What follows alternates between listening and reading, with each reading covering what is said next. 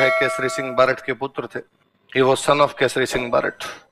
यह दिल्ली षड्यंत्र मुकदमे से जुड़े हुए थे। He was involve in Delhi conspiracy case. वहां से फरार हो गए, ये भी नहीं पकड़े गए। कई दिन इधर उधर घूमे। बाद में लोग बनारस में इकट्ठे हुए। किधर इकट्ठे हुए?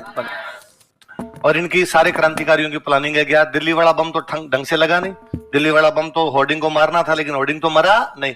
कुछ बड़ा करते हैं, पूरे देश में क्रांति करते हैं, एक साथ क्रांति करते हैं। इस प्रकार के लोग प्लानिंग कर रहे थे। इनमें से कोई एक बंदा पकड़ लिया गया। एक बंदा पकड़ लिया तो उसने बाद धीरे धीरे सबके बारे में बता दिया कि ये वहां पर ये चल रहा है, वहां पर ये चल रहा है। तो लगभग सारे लोग गिरफ्तार हो गए थे। तो कौन से मुकदमे में गिरफ्तार हुए? बनारस षड्यंत्र मुकदमा। कौन सा? कि ये लोग बनारस में क्या कर रहे थे? षड्यंत्र, कॉन्स्पिरेसी कर रहे थे बनारस के अंदर। तो उस मुकदमे में गिरफ्तार कर लिया गया। वहां से गिरफ्तार करके इनको लेके आए थे बरेली। कहां पे लेके? बरेली नाम सुना होगा, जहां झुमका गिरा था। नहीं गिरा? अच्छा, तो बरेली लेके आए। बरेली जेल में अंग्रेजों का एक ऑफिसर था। उस ऑफिसर का नाम था चार्ल्स क्लीवलैंड। क्या नाम था? क्या नाम था अंग्रेजों के अफसर का? चार्ल्स क्लीवलैंड नाम करके उनका ऑफिसर हुआ करता था। अच्छा, खूब सारे लोग जब गिरफ्तार किए जाते हैं तो ये पुलिस की स्टाइल ही होती है कि वो उनमें से किसी एक बंदे को पकड़ती है कि तू हमें सारी बात बता दे। किसी एक बंदे को अपनी तरफ करने का प्रयास करती है। ये ठीक वैसा ही है कि कॉलेजों के टाइम में जब पढ़ते तब कोई लड़ाई हो जाती और पुलिस 10 को उठा के ले गई। उनमें से किसी एक को पुलिस वाले जाकर कहते, अरे तुम मास्टर जी के लड़के हो? वो कहता, नहीं नहीं मेरे पापा डॉक्टर का। हाँ हाँ वही डॉक्टर साहब के लड़के हो। बोलो इधर हो। तुम इन लुच्चों के साथ कैसे? इनके तो बाप भी लफंगे और ये भी लफंगे। तुम्हें पता है डॉक्टर साहब का कितना नाम है शहर में? भले पुलिस वाले डॉक्टर साहब को जानते ही नहीं हो। और डॉक्टर साहब को ये पता चल गया कि मेरा बेटा थाने में है, क्या इज्जत रह जाएगी समाज में? और अगले को लगता है हाँ यार पापा की इज्जत तो मिला दी अपन ने। ये सर मैंने कुछ ही नहीं किया था। अरे हमें तो पता है, तू क्यों करेगा? अच्छे परिवार के बच्चे कभी ऐसे काम करते नहीं थे। इन लुच्चों का काम है। हमारे तो ये नहीं समझ में है, तो इनके चक्कर में आया कैसे? छोड़ लो भाई, नाम काट दो। नाम इसका नाम काटो ना, डॉक्टर साहब के बेटे का नाम काट दो, चाय मंगवा लो इसके लिए।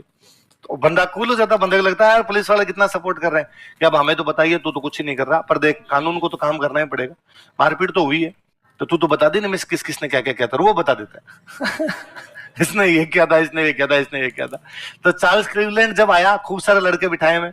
प्रताप सिंह बारट 21-22 साल का नौजवान, दाढ़ी मूछ भी फूटी भी नहीं, ये यूं गोलू मोलू टाइप का था। 1 क्विंटल 15 किलो के आसपास वजन, उस टाइप का एकदम।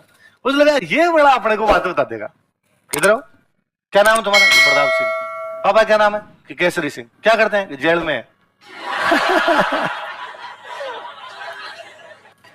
चाचा जी क्या नाम है? जोरावर सिंह। क्या करते हैं? फरार है। तो अंग्रेजों को लगा, अंग्रेजों को फिर भी यार ये लड़का बता सकता है। पापा से कब मिले थे लास्ट टाइम? जेल जाने से पहले। तो मिलना चाहोगे पिताजी से? अब कौन बेटा होगा जो कहे कि बाप से नहीं मिलूंगा? हाँ भाई मिलना चाहूंगा। हाँ ठीक है, तो भाई प्रताप का वो सामान वामान पैक करो, कल इनको पिताजी से मिला के लाएंगे। पिताजी कौन से जेल में? हजारीबाग। अगले दिन हजारीबाग लेके गए। केसरी सिंह जी को सुबह सुबह समाचार दिया कि आपका बेटा प्रताप सिंह आपसे मिलने के लिए आ रहा है, पुलिस लेके आ रही है आपसे मिलाने के लिए। तो केसरी सिंह जी के दिमाग में पहला थॉट क्या आया कि अपना बेटा सरकारी गवाह बन गया। सरकार को बता दिया होगा क्या क्या, इसलिए सरकार करी गिफ्ट में हम तेरे को तेरे पिताजी से मिलवा देंगे। या क्या होगा, तेरे को तेरे घर वालों से मिलाएंगे, तेरे पिताजी को छोड़ देंगे, तू हमें नाम बता दे। और वो बातों में आ गया होगा। ओ केसरी सिंह जी दिमाग खराब, यार मेरी औलाद होकर ऐसा काम कैसे कर सकती है? और जैसे ही वहां प्रताप सिंह पहुंचे, केसरी सिंह जी ने देखा उनको, देखते कहा कि प्रताप अंग्रेज छोड़ देंगे तेरे को, पर मैं जिस दिन जेल से बाहर आया ना, सबसे पहले तेरे को मारूंगा मैं। और मेरी जो गोली वो निशाना भी चूकती। अरे क्यों मारोगे आप मेरे को? अरे यार शर्म नहीं है, तू मेरा बेटा है, अंग्रेजों को बातें कैसे बता सकता? उसने किसने कहा अंग्रेजों को बात बता दी? तो क्यों मिलाने लाएंगे? मुझे क्या पता, मेरे कहता मिला दे, मेरे को मिला दो। तूने कोई बात नहीं बताई। इन भूरियों को मैं एक बात नहीं बताऊं। और दोनों बाप बेटे आराम से मिल लिए। वापस अंग्रेज ला रहे थे तो अंग्रेजों ने कहा हाँ भाई प्रताप वो बता दो तुम बनारस में क्या करे। उसने कहा कब? नहीं तो ऐसी तो कोई बात ही नहीं है। अंग्रेजों ने भाई क्रांतिकारियों खूब मारा, जितना पीटना था खूब पीटा, लेकिन इनमें से मुंह खोला इन्होंने नहीं। पता नहीं चार्ल्स क्लीवलैंड को क्यों लगता था कि ये लड़का बता सकता है। उसने एक दिन वापस बुलाया, वापस बुला के कहा प्रताप सिंह केसरी सिंह जी के बेटे क्या जेल में होंगे? पापा तो भी, चाचा जी भी फरार ही चल रहे होंगे। घर में कौन है तुम्हारी? मम्मी। तो मम्मी बीमार रहती है क्या? भारत में सबकी मम्मियां बीमार है। कोई मम्मी पूरी तरीके से स्वस्थ है, थोड़ी थोड़ी सबकी मम्मियां बीमार चल रही है ना?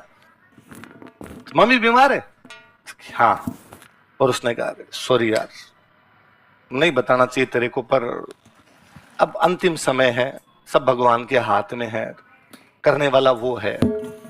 और वो अब लास्ट टाइम में जब हॉस्पिटल के अंदर है तो बार बार करेंगे प्रताप से मिला दो, प्रताप से मिला दो। और हम भी यार इतने कठोर हृदय थोड़ी हैं कि कोई मरती हुई मां से उसके बेटे को ना मिलाए। और हमने केस की छानबीन भी कर ली, हमें पता चला कि तेरा इसके अंदर कोई भी कसूर है तो हम छोड़ रहे हैं तेरे को। ले आओ भाई प्रताप का सामान मान ले आओ, वो कागज रिलीज वाले कागज तैयार कर लो, इसको छोड़ना है अब जेल से, और तुम जल्दी जाओ, हो सकता है तुम्हारे जाने से तुम्हारी मम्मी ठीक हो जाए। भगवान चमत्कार करता है, चमत्कार सब जगह होते हैं। हर बेटा यही चाहेगा ना कि माँ से तो मिल ले। उसने भी यही कहा कि हाँ सर मम्मी से मिला दो। अरे अरे हाँ हम तो भेज रहे हैं तेरे को, वो छोड़ ही रहे हैं, ले आओ भाई, चाय चाय भी ले आओ, प्रताप के लिए चाय ले। आराम से झूठे यूं कागज वागज करके तैयार किए, फिर आप तेरे को तो छोड़ ही रहे हैं, तू तो ये तो बता दे यार जाता जाता इनमें से बाकी कौन कौन थे। प्रताप सिंह पहले पीछे बैठे थे, यूं आगे आए तो उसको लगा अब ये पूरा बताएगा, कई देर उसकी तरफ देखा, फिर कहा फलावर समझा गया। प्रताप सिंह अपनी मां के आंखों के आंसू पहुंचने के लिए बाकी देशवासियों की माताओं की आंखों में आंसू इतना पीटा पीट पीट के मार दिया था। उसमें 1 क्विंटल से अधिक वजन था, लास्ट में शायद 32 किलो वजन रह गया था उसमें। बिजली के करंट लगाए थे उसके बावजूद उसने मुंह नहीं खोला था। वो हमारा महानतम क्रांतिकारी कौन है? कौन सी जेल में? चार्ल्स क्लीवलैंड अपनी डायरी में लिखता है, मैंने इतना बहादुर बच्चा मेरे जीवन में कभी नहीं देखा था। आपका दुश्मन आपकी तारीफ करके जाए, उससे बड़ी तारीफ आपकी कुछ ही नहीं है। बीच में ना जब प्रताप सिंह कई दिनों तक फरार चले थे, पकड़े नहीं गए थे, तो ऐसी सूचनाएं थी कि प्रताप सिंह बीकानेर जा सकते हैं। कहां जा सकते हैं? बीकानेर। अंग्रेजों की राजाओं के साथ में संधियां थी, अंग्रेजों राजा का कि भाई बीकानेर आ सकते हैं, ध्यान रखना। तो बीकानेर सरकार ने एक ऑर्डर जारी कर दिया कि प्रताप सिंह के बीकानेर आने पर क्या लगाया जाता है? प्रतिबंध। भारत के एक बहुत महानतम क्रांतिकारी वे रास बिहारी बोस। कौन वे थे? बहुत बड़े क्रांतिकारी। रास बिहारी बोस लिखते हैं कि आपको ऐसे सैकड़ों एग्जाम्पल मिल जाएंगे भारत में और राजस्थान में तो लाखों मिल जाएंगे कि किसी पिता ने अपने पुत्र को युद्ध में भेजा कि जाओ और मातृभूमि की रक्षा करो। ऐसे एग्जाम्पल खूब सारे मिलेंगे कि किसी मां ने अपने बेटे के तिलक करके कहा था कि तुम जाना, मेरे दूध को लज्जित मत करना, युद्ध में दुश्मनों को भगाना, भले ही तुम युद्ध में शहीद हो जाना। किसी पत्नी ने अपने पति को कहा होगा कि तुम घर की चिंता मत करना, घर में संभाल लूंगी, तुम देश की रक्षा करना। किसी बहन ने अपने भाई को कहा होगा। ऐसे सैकड़ों सैकड़ों एग्जाम्पल है, पर ऐसे बिरले एग्जाम्पल मिलते हैं कि जब किसी ससुर ने अपने दामाद को कहा हो कि तुम भी लड़ाई के लिए चले जाओ। बेटी का घर बर्बाद करने के लिए सीना 56 इंच का नहीं 112 का चाहिए, और वो यदि किसी के पास था तो किसके पास था? केसरी सिंह बारट। तो रास बिहारी बोस ने केसरी सिंह बारट के परिवार की प्रशंसा की थी। एक ही परिवार के 4 लोग, केसरी सिंह बारट, जोरावर सिंह बारट, प्रताप सिंह बारट, ईश्वरदान आसिया। केसरी सिंह जी को जेल हुई, प्रताप सिंह जेल में शहीद हो गए, जोरावर सिंह ईश्वरदान आसिया गिरफ्तारी नहीं हुई। ईश्वरदान जी भी कई दिन तक गिरफ्तार नहीं हुए, बाद में हालांकि मुकदमा ही हट गया था, आगे को ज्यादा चीजें मिलती नहीं अपने उनके खिलाफ, और ये भी उस मुकदमे में थे। कम से कम दिल्ली वाले उस कांड के अंदर तो ये भी शामिल थे। देश में ऐसा भी कोई एग्जाम्पल नहीं है कि पूरा का पूरा परिवार क्रांतिकारी गतिविधियों में उतर गया हो। ऐसा भी एकमात्र एग्जाम्पल हमारे पास है तो वो हमारे शाहपुरा का बारट परिवार है कि पूरा परिवार यज्ञ की आहुति, आजादी की यज्ञ की जो आहुति थी उसमें समा गया था, उस आहुति में काम आ गया था। फिर भी हम नहीं जानते। होना तो ये चाहिए कि राजस्थान का बच्चा बच्चा जाने। उससे पहले भगत सिंह को नहीं जानते थे क्या? पर आप जोरावर सिंह बारट को जानते थे क्या? बहुत कम लोग हैं भाई। कितने लोग हैं जो पहले से जोरावर सिंह बारट को जानते थे? 5, 7, 10 लोग। ऐसे कितने लोग हैं जो भगत सिंह के बारे में जानते ही नहीं थे? सारे जानते थे। क्यों है ऐसा? कहां कम है? भगत सिंह से कम थोड़ी है। उल्टा भगत सिंह और ये लोग कहते हैं कि हमारे क्रांति में कोई गुरु है तो वो थे सचिंदर सान्याल। कौन थे? सचिंदर सान्याल कहते हैं कि मैंने क्रांति यदि किसी से सीखी और देखी है तो प्रताप सिंह बारट है। तो भगत सिंह के गुरु जी है। पर दिक्कत यह है कि भगत सिंह को सबसे पहले पंजाब वालों ने पढ़ाना शुरू किया। पंजाब वालों ने अपने भगत सिंह को हीरो माना, पूरा भारत मानता है। आपने तो खुद ही नहीं माना। होना तो ये चाहिए कि प्रताप सिंह बारट नागालैंड की किताब में पढ़ाया जाए। भाई भगत सिंह पूरे भारत में पढ़ाए जाते हैं ना, खाली पंजाब में थोड़ी पढ़ाए जाते हैं। हम राजस्थान वाले मानते हैं ना। आज भी अपने से कोई पूछे, समेत मेरे इस कमरे में जितने लोग उपस्थित हैं, अपने से पूछे कि आपके आदर्श कौन है, हम तमाम लोग अपने यदि 5 आदर्श बताएंगे, उनमें एक नाम भगत सिंह का होगा। हम आज भी यदि आपको मैं कहूं कि यार आपको कमरे में पोस्टर लगाने हैं आपके आदर्शों के, तो आप किसका लगाना पसंद करोगे? हम तमाम लोग चाहेंगे उनमें एक भगत सिंह का पोस्टर हो। तो प्रताप सिंह बारट के बारे में क्यों नहीं? क्योंकि हमें नहीं पढ़ाया गया, हमारी इतिहास की किताबों में नहीं था। इन सालों में फिर भी थोड़ी जागृति है, वापस थोड़ी इतिहास की किताबों में चीजें आनी शुरू हुई है। आरपीसी का तो लाख लाख भला है कि आरपीसी ने आजकल इनके क्वेश्चन पूछने शुरू कर दिए, इसलिए अपने को पढ़ना ही पड़ता है। होना तो ये चाहिए ना कि आपने 10th तक जब कभी हिस्ट्री पढ़ी थी तब पूरा एक चैप्टर इन पर ही होता क्या है? हम 3rd क्लास से भगत सिंह पढ़ते हैं, इसलिए भगत सिंह को जानते हैं। आप में से कौन है इतने जिन्होंने भगत सिंह की जीवनी पढ़ रखी है? कोई आदमी नहीं। आप में से कौन है जिन्होंने भगत सिंह की लिखी भी कोई एक भी किताब पढ़ी है? कोई भी नहीं। फिर आपने भगत सिंह के बारे में कहां से पढ़ा? आपने कहा सर स्कूल में 3rd में पढ़ाया था, 4th में पढ़ाया था, 5th में पढ़ाया था, 10th तक लगातार भगत सिंह भगत सिंह भगत सिंह पढ़ाया था। सर हर 15 अगस्त के भाषण के अंदर कहा था भगत सिंह ने आजादी दिलाई। हर 26 जनवरी के भाषण में हमने खुद ने बोला होगा, कभी भाषण दिया कि भगत सिंह हमारे हीरो है। तो हम भगत सिंह को जानते हैं, हम गांधी जी को जानते हैं, हम सुभाष चंद्र बोस को जानते हैं। वैसा ट्रीटमेंट इनको क्यों नहीं मिला? मुझे अब भी बड़ा अजीब लगता है कि राज्य की राजधानी के अंदर इनकी मूर्तियां नहीं है। होना तो यह चाहिए कि जयपुर एयरपोर्ट से बाहर निकलते ही केसरी सिंह बारट, जोरावर सिंह बारट, प्रताप सिंह बारट की आदमकद मूर्तियां हो, ताकि जो कोई बाहर निकले जयपुर एयरपोर्ट से, यदि वो राजस्थान के बाहर का यदि राजस्थान का भी है, तो उसको पता चले कि यार देश के क्रांतिकारी थे। उल्टा हर कोई कह के चला जाता है कि राजस्थान वालों का फ्रीडम मूवमेंट में क्या योगदान था। ये कौन है फिर? भारत का स्वतंत्रता संग्राम नाम से जो कोई किताब है उनमें हमारे वालों के नाम नहीं है। पर उसके लिए सबसे पहले हमें खुद बात करनी होती है, हमें खुद पढ़ना होता है, हमें खुद जयंतियां मनानी होती है, हमें खुद भाषणों में बोलना होता है। हम और तो क्या कर पाएंगे? जैसा सरकार करे वैसा हो भाई। और सरकारें सरक के काम करती है, तो कभी उनके दिमाग में आएगा उस दिन पूरे चैप्टर डाले जाएंगे। पर तुम करना, तुम एसडीएम लगोगे, तुम कहीं की डिप्टी बनोगे, तुम आरएस बनोगे, तुम अच्छी पोस्ट पर पहुंचोगे, तुम्हें लोग कार्यक्रमों में बुलाएंगे, तुम्हें 15 अगस्त के कार्यक्रम में बुलाया जाएगा, 26 जनवरी के कार्यक्रमों में, कोई एनुअल फंक्शन के अंदर बुलाएंगे, तुम भाषण दोगे। तुम कहना हमेशा उन भाषणों में कि देश के सबसे बड़े क्रांतिकारी ये थे, बाकियों के नाम बाद लेना। आप जब लेना शुरू करोगे, आपको देख के 10 लोग सीखेंगे, आप लोगों के आदर्श बनोगे। बच्चों को ये लगेगा कि यार ये जो एसडीएम सर लगे हुए इन्होंने प्रताप सिंह बारट का नाम लिया।